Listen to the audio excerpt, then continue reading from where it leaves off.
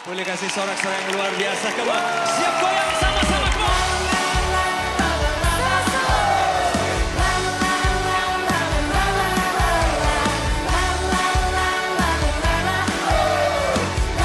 Sampai yang di belakang. Kau berkarya melebihi pikiranku. Kau bertindak melebihi kekuatan. Katakan ku berserah. Ku berserah pada rencanamu. Ku melangkah surut kehendakmu. Siap-siap semuanya. One, two. Bagi Tuhan tiada yang mustahil.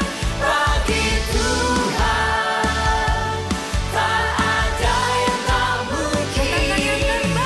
Yang terbaik terjadilah sesuai rencanamu. Bagi Tuhan tiada yang mustahil. Siap-siap sama-sama goyang.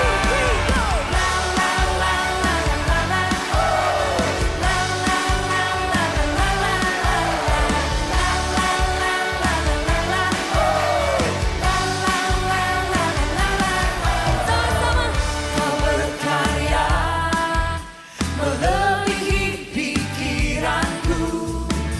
Kau bertindak melebihi kekuatanku. Yang percaya. Ku berserah pada rencanamu. Kami melangkah. Seluruh kehendakmu. Siap-siap semuanya. Bagi Tuhan tiada yang mustahil. Surabaya Bagi bergoyang. Tuhan tak ada yang tak mungkin. Yang terbaik. Yang terbaik terjadilah sesuai rencanamu. Sebab bagimu Tuhan. Bagi Tuhan tiada yang mustahil. Boleh lebih kencang lagi yang percaya. Are you ready? Bagi Tuhan tiada yang mustahil. Bagi Tuhan tak ada yang tak mungkin.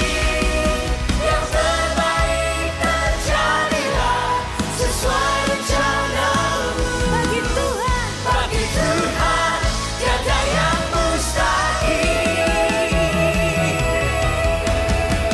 Sekali lagi boleh dengar suara. Halo semua, welcome to Hattrick Alpha Mega Church.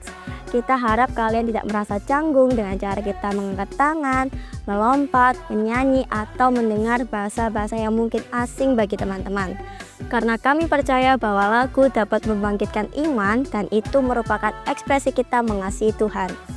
Alpha Mega Church adalah tempat orang yang tidak sempurna. Jadi kalau di antara kalian ada yang punya kawan atau keluarga yang tidak sempurna, kalian bisa ajak mereka untuk bersama-sama terhubung lewat ibadah online atau hadir di ibadah onsite. Di Alpha Mega Church kita berusaha membangun suasana yang antusias dan semarak dalam setiap ibadah, baik onsite ataupun online.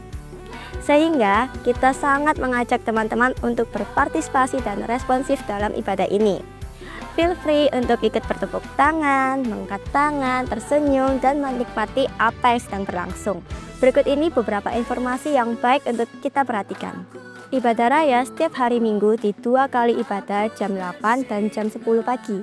Ajak keluarga, kawan, dan saudara kita untuk ibadah bersama. Teens online service bisa diakses setiap hari Minggu jam 7 pagi di YouTube Alpha Mega Church. Kalian bisa like, comment, share link kepada kawan dan saudara kalian. Itu saja pengumuman yang bisa aku sampaikan. Enjoy the rest of the service. Halo semuanya, welcome to Alpha Mega Church Teens Online Service. Senang banget bisa ngobrol sama kalian di sini. So happy bisa ngobrol dan sharing tentang firman Tuhan pada hari ini. Aku ucapin welcome buat kalian baik yang Kristen lama ataupun yang Kristen baru yang udah lama join di sini ataupun yang baru pertama kali join. Aku ucapin welcome buat kalian semua. Gak bosan buat ngingetin bahwa Alpha Mega Church adalah tempatnya orang yang nggak sempurna, tapi kita mau bersama-sama belajar untuk disempurnakan oleh kasih-Nya Tuhan. Oke, aku bakal mulai dengan sebuah pertanyaan nih. Baik yang udah lama jadi Kristen, ataupun yang baru jadi Kristen, ataupun yang non-Kristen sekalipun, ada suatu pertanyaan yang mungkin agak menggelitik nih buat hati kita. Apa sih yang kalian pikir ketika kalian ditanyai gereja itu apa sih? Apa nih pertama kali yang muncul di pikiran kalian, di benaknya kalian itu apa sih? Mungkin beberapa dari kita berpikir ya gereja itu ya gedungnya, ya gereja itu ya ada musiknya, ada nyanyi-nyanyinya, ada firmannya. Atau mungkin kalian mikir ya gereja ya segitu-gitu aja lah. Suruh angkat tangan, suruh datang, duduk ya duduk. Nah, sebenarnya apa sih yang Alkitab bicarain tentang gereja? Apa sih yang Alkitab gambarin atau Alkitab mau kita tahu tentang gereja itu apa? Nah, gereja itu adalah kumpulan orang percaya. Nah, kumpulan orang percaya ini, itu gambarannya sama Tuhan, itu digambarkan sebagai mempelainya Kristus, bride of Christ. Kita ini bride of Christ. Nah, what is bride? Nah, bride itu ya yang kayak di wedding kayak gitu. Jadi gereja, orang percaya itu digambarin as a bride of Christ. Jadi kita ini digambarin sebagai mempelainya Kristus.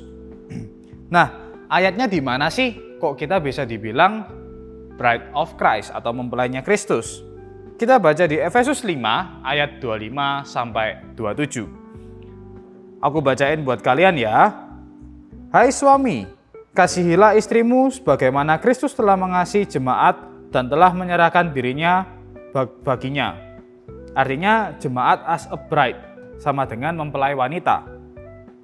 Ayat yang ke-26, untuk menguduskannya sesudah ia menyucikan dengan memandikannya dengan air dan firman.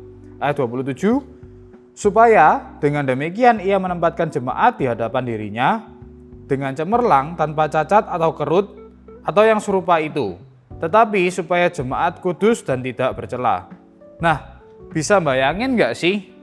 Ayat ini gambarin jemaat atau gereja itu sebagai mempelai or bride. Artinya, kita itu dicintai Tuhan, sangat-sangat dicintai oleh Tuhan. So, we are loved by God so much. Tuhan itu sayang banget sama kita. Nah, kok bisa? Jadi gini, zaman dulu suami itu dominan. Tapi ketika Yesus turun ke dunia dan menjadikan kita itu mempelai, Yesus mengasihi kita sampai rela berkorban di atas kayu salib, menyerahkan dirinya, mencurahkan darahnya. It's so radical guys.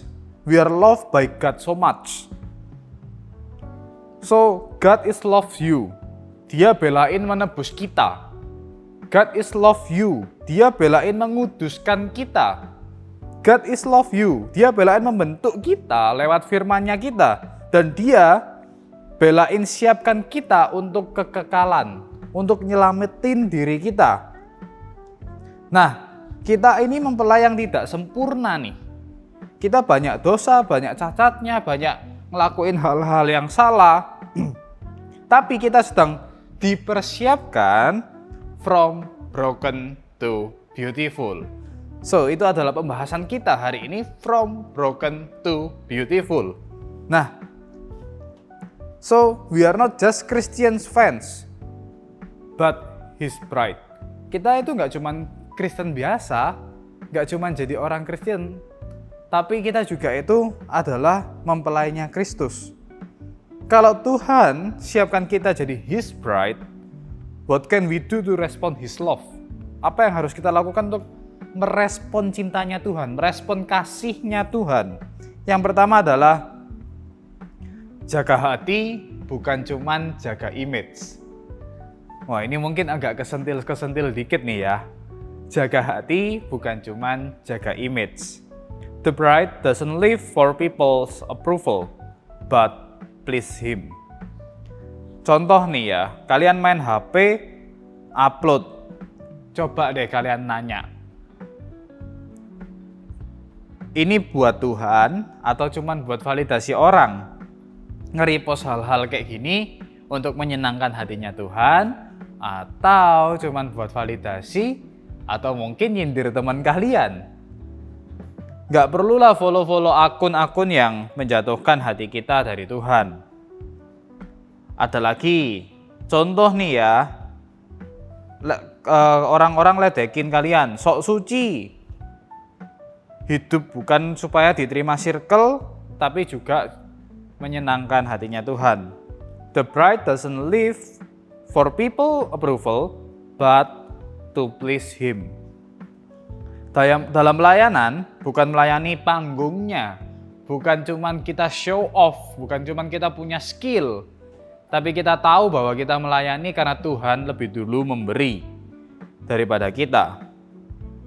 Nah, contoh lagi, harus berani bilang enggak sama dosa.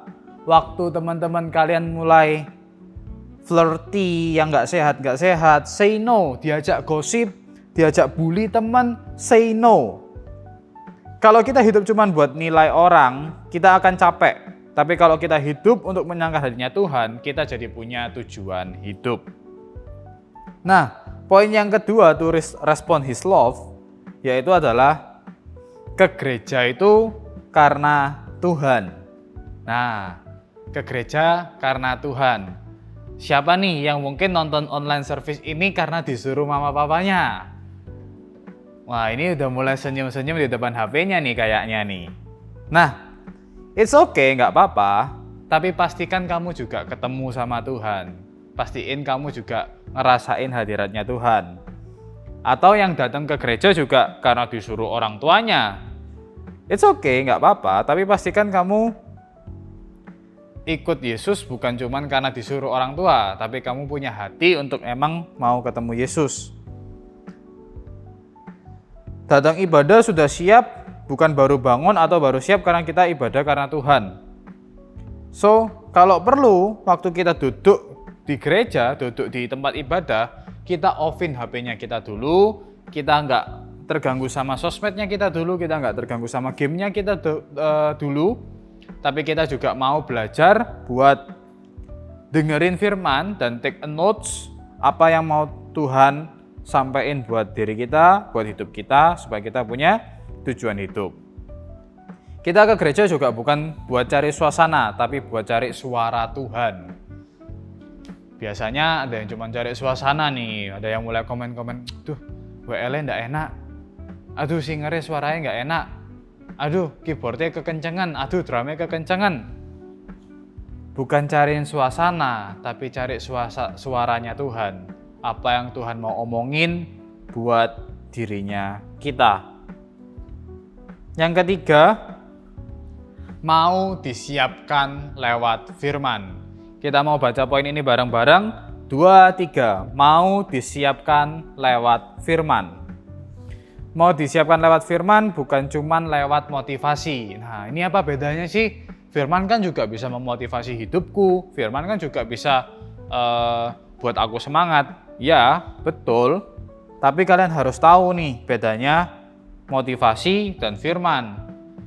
Motivasi itu sesaat, sedangkan firman itu adalah arah hidup kita. Motivasi dunia nggak siapkan kita buat surga, tapi firman Tuhan yang siapkan kita jadi mempelai Kristus yang siap untuk di surga. Nah, karena kita mempelai Yesus yang sedang disucikan, bukan hanya dihibur. So, kita mau belajar tentang firman, kita mau disucikan lewat firman, bukan cuman ya sesaat aja, bukan cuman hanya dihibur doang. Nah, contoh nih, siapa yang habis firman, kadang itu ngena nih di hatinya. Oh iya bagus, oh iya ini, oh iya itu. Dan kalian mulai besok belajar buat merubah diri kalian, berubah jadi yang lebih baik. Mungkin berhenti ngomong kasar, stop being toxic, minta maaf ke orang-orang tertentu, atau juga bahkan mengampuni orang-orang yang mungkin salah sama kalian. Firman itu minta respon, bukan cuman perasaan aja. Nah, contoh nih ya, kalau ketegur sama firman, bukan cuman nanti aja Yang penting kan aku udah ketegur, udah ketampar, tapi nggak ada perubahan. Tapi harus bisa bikin kalian berubah dengan firman itu. Motivasi bikin pede, tapi firman itu bikin bersih. Karena firman bukan buat hidup, bukan buat cuman penghiburan, tapi juga pemulihan. Apa sih konklusinya? Ada 3 hal yang perlu kita perhatikan. Yang pertama, jaga hati bukan cuman jaga image. The bride doesn't live for people's approval, but to please Him. Yang kedua, ke gereja karena Tuhan. Kita ke gereja bukan cari suasana, tapi cari suaranya Tuhan. Yang ketiga, mau disiapkan lewat firman, bukan cuman lewat motivasi, karena firman bukan buat hiburan, tapi pemulihan. So ingat, kita adalah the bride of Christ. Kita harus tahu bahwa kita itu adalah mempelainya Kristus. Kita ini sudah ditebus sama Tuhan karena Tuhan love us so much. Tuhan itu sangat mencintai kita. Jadi kita harus belajar supaya kita tahu nih apa yang jadi arahan hidup kita lewat firman Tuhan. So 3 poin itu jangan lupa, jaga hati bukan cuma jaga image, ke gereja karena Tuhan, dan mau disiapkan lewat firman bukan cuma lewat motivasi. Itu aja firman hari ini, kita mau bersatu dalam doa. Tuhan, thank you buat berkat dan penyertaan-Mu sepanjang hari-hari kami ya Tuhan, di hari Senin, Selasa, Rabu, Kamis, Jumat, Sabtu. Thank you ya Tuhan, biarlah hari ini ya Tuhan jadi hari yang refresh kami ya Tuhan, supaya semakin mengerti maunya Tuhan dalam hidup kami itu apa, dan semakin mengerti bahwa Tuhan itu mencintai kami secara luar biasa. Biarlah ya Tuhan, karena kami tahu ya Tuhan bahwa kami adalah mempelainya Kristus, kami bisa melakukan hal-hal yang lebih baik lagi, ngelakuin firman-firman Tuhan, jaga hati bukan cuma sekedar jaga image ya Tuhan. Kemudian kita ke gereja itu karena Tuhan, dan yang terakhir ya Tuhan, mau disiapkan lewat firman bukan cuma lewat motivasi aja ya Bapa. Biarlah Tuhan firman jadi tujuan hidup kami, firman bisa jadi motivasi kami itu untuk selalu mau berusaha untuk serupa dengan Kristus ya Bapa. Terima kasih ya Tuhan, terima kasih kami serahkan sekolah kami, les kami, keluarga kami, teman-teman kami, atau apapun yang sedang kami kerjakan atau yang sedang kami impikan ke dalam tangan kuasa-Mu. Dalam nama Tuhan Yesus kami sudah berdoa dan mengucap syukur. Haleluya. Amin. Oke, itu aja firman Tuhan hari ini. See you guys. Bye-bye.